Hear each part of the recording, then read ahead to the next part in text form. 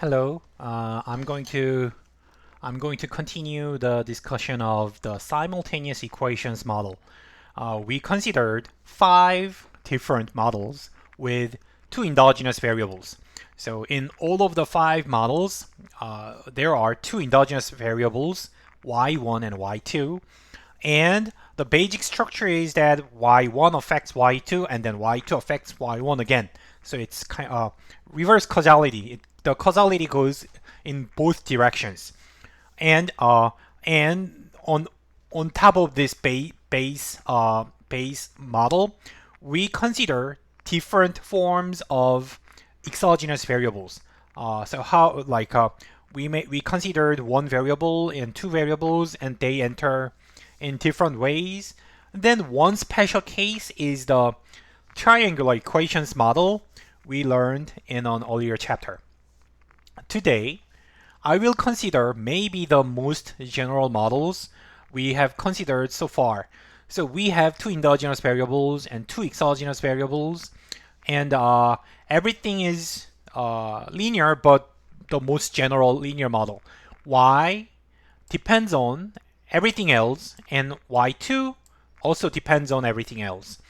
So x1, the major difference here is let me compare the model 4, just in case if you don't remember what happened. Um, what's the difference? Excuse me.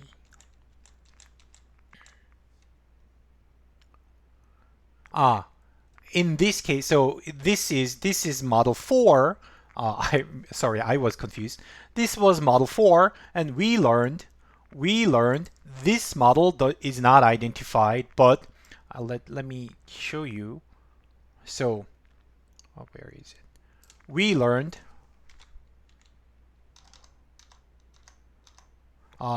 this was identified.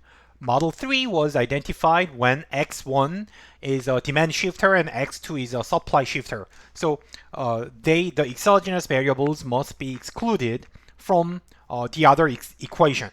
So it has only one. It has effect only one endogenous variable, not the other one.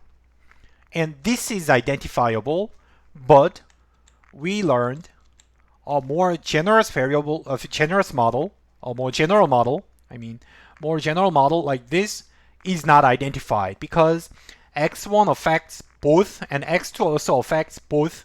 So there is no excluded variables. So the demand and supply moves at the same time when you change the variables. So this is not identified. Then how about, so the idea is we have to have restrictions that say x2 is excluded and x1 is excluded. So I will continue a similar idea. I'll consider a similar idea. I am going to impose 2 exclusion restrictions. So I will assume that x1 and there are 2 exogenous variables, and I will assume that x1 is excluded from the second equation, and x2 is also excluded from y2 equation. So the same 2 exclusions, then we may wonder, you may wonder if it is identifiable or not. The intuition looks similar. 2 exclusions, we need excluded variation from the exogenous variable, but how does it work? So then let's think about this. The main idea is now x1 and x2 both are demand shifters, but there is no supply shifter. So think about the graph. You can move, say, only the demand function, then supply function is identified because you can move around the demand. However, in this case, the supply function does not move. There is no excluded variable for the second equation. Then demand function is not identified. So I will explain what is going on. So I will formulate, I'll show you that idea in a more rigorous way. First, we define the reduced form equations. y1 is a regression function. Follows a regression function of x1, x2, and error term. So pi11, pi12, and x2 is also determined by exogenous variables and an error term. They are denoted pi21, pi22. And then pi11, pi12, pi21, pi22 are identified, easily identified from these two regressions.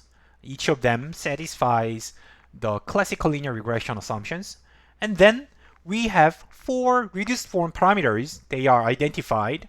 And from them, we would like to identify how many? 1, 2, 3, 4, gamma 1, gamma 2, beta 1, beta 2. We would like to identify four structural form parameters. So then there is there is no problem. We have four parameters identified, and then we would like to identify four unknown parameters. Then it is possible. It may be possible. Then let's see. This is the information we have. Right, directly from the reduced form equations. And then you can see that gamma 2 is identified by comparing pi11 and pi21. So the difference between pi11 and pi21, pi11, pi21 is only gamma 2. So their ratio pi21 divided by pi11 equals gamma 2. But what is interesting here is the same relationship is satisfied between pi12 and pi22. So gamma 2 can be identified alternatively by the ratio between these two guys, gamma 12 and gamma 22. So there are two different ways to identify the same parameter. You may choose any method. Then the problem here is it is over-identified.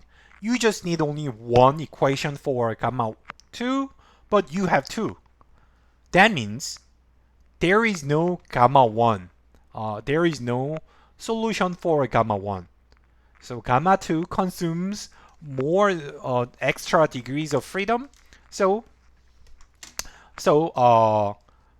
there is another parameter, gamma 1, has no degrees of freedom to identify.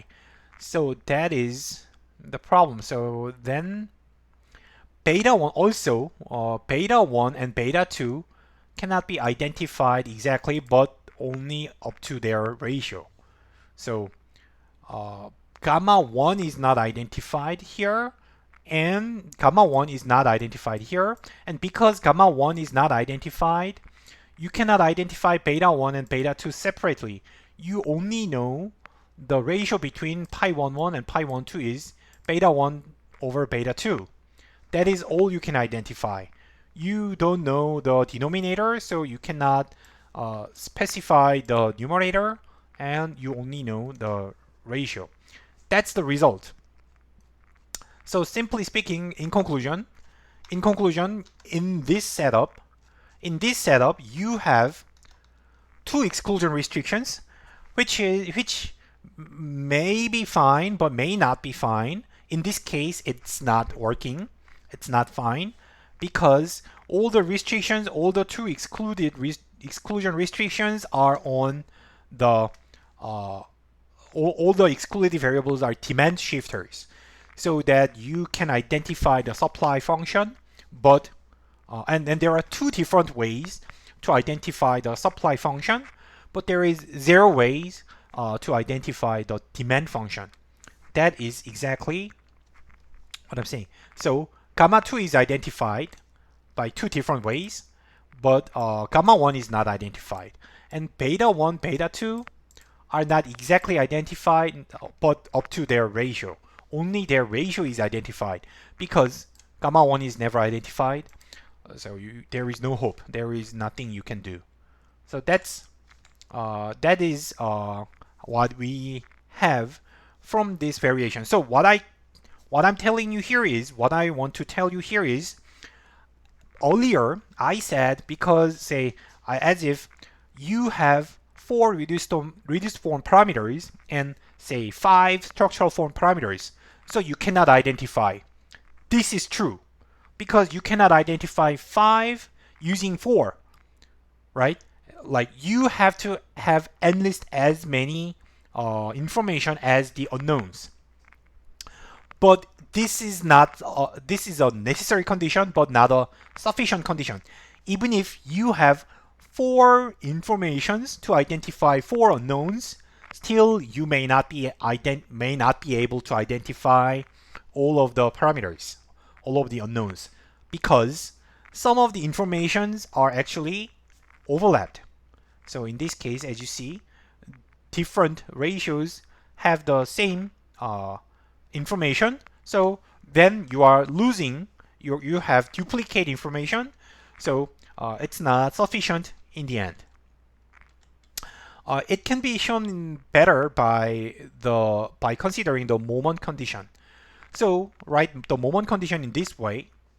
In this way, the moment condition can be written this way. And what is interesting here is so in the end we have a equals to b times theta, and you may calculate a and b because they are expectations, but the theta is the unknown parameters. Then the solution for theta depends on the invariability of b. But in this special case, what you can see here is beta gamma 2 is identified if the last what is it? If I'm a little bit confused. So in some cases, you may have one-dimensional inverse, so this can be invariable, but the others are not invariable. That's what happened. That's why we have this problem in this example. So if you take the inverse, of course it is not invariable, but from the last 2 equations, if you take the last 2 lines, so say take the last 2 rows, then you can make it invariable. You can make a part of the matrix is invariable. Then